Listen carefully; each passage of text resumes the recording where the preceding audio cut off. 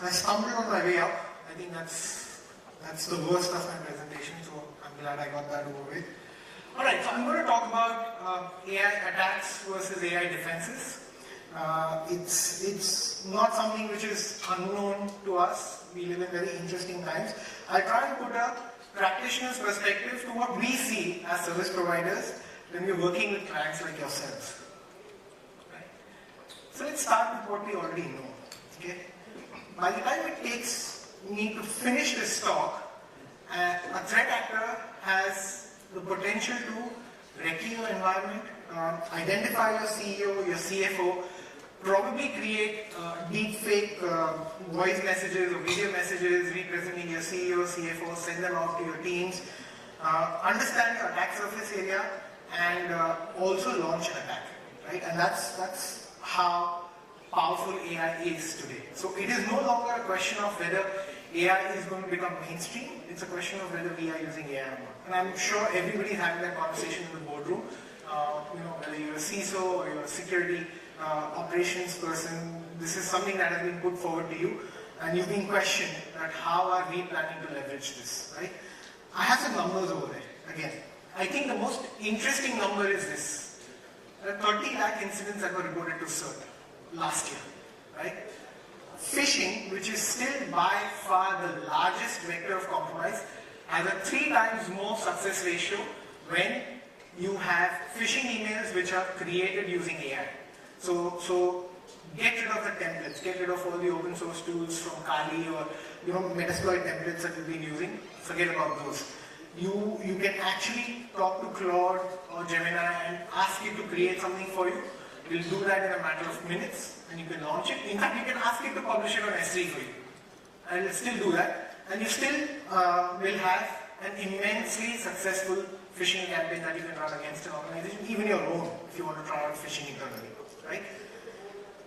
How many of you have a SOC in-house? Or you have a vendor providing SOC services, security monitoring services to you? Right? A lot of you, right? How many of you have been told that your SOC uses AI? Nobody. Okay, that's very encouraging. If your SOC does use AI, how confident are you that it is able to actively detect attacks on a daily basis? Right? That's one question that I want to leave over here.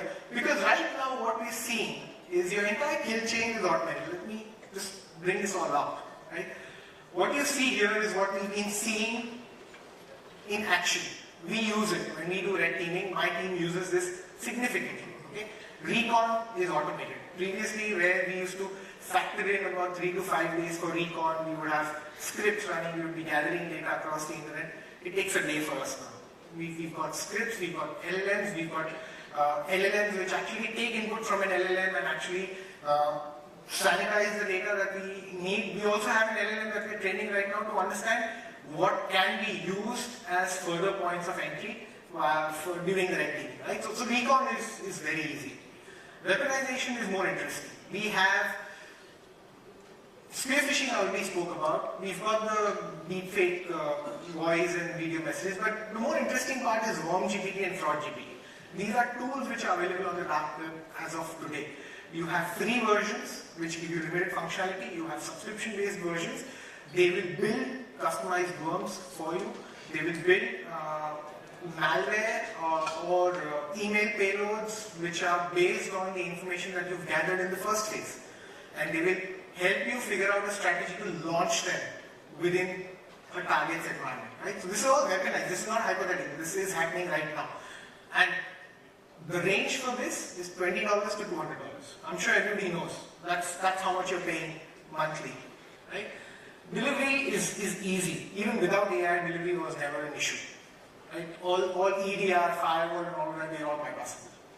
But what happens now? When you're delivering something, how AI enhances the attacker's perspective is that you have code which rewrites itself on every execution. Which means even within your environment, if you have a payload which is delivered to 5 different people, it will behave differently on all of those machines. Right? There's code inside which actually makes it change its behavior, its signature, and what it does on first run which enables it to evade most detection mechanisms that you have, right? So there is no fixed hash, there is no signature. Signature-based detection is already dated. We are all on behavioral detection, anomaly, ML and all of that, right? So that's delivery. So weaponization and delivery are the biggest factors that have been impacted, right? Execution, again, it's very simple. You build your whatever payload or virus that you have, it's very easy to get it to use AI to understand how your internal environment is laid out.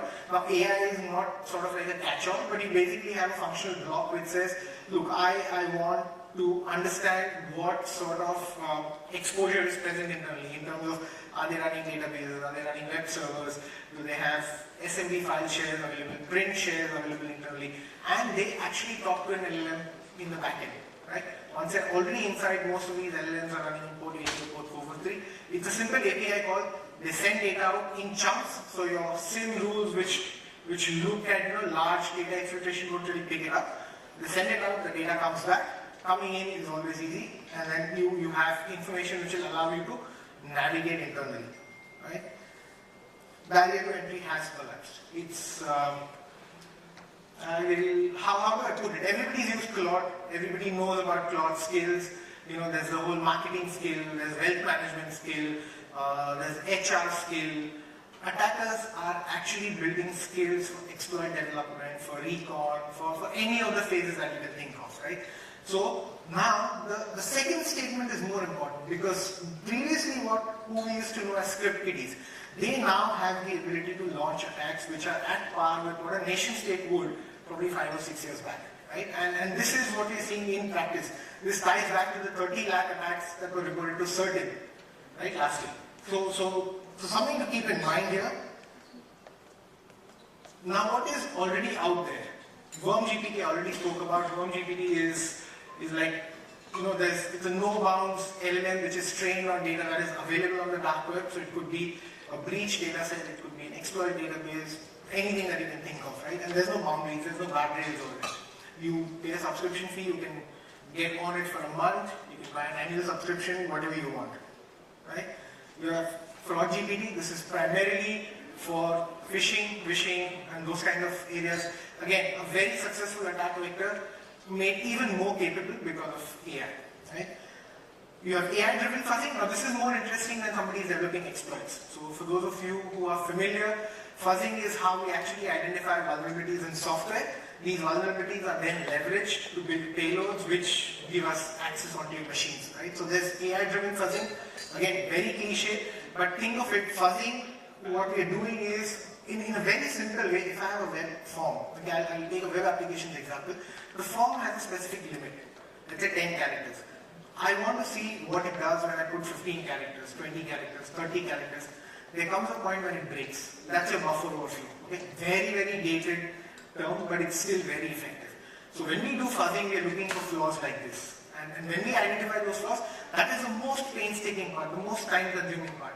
Now I'm able to take this and hand it over to an LLM. I can have multiple LLMs running in parallel while I work on something else. Right? So that's AI-driven fuzzing for you.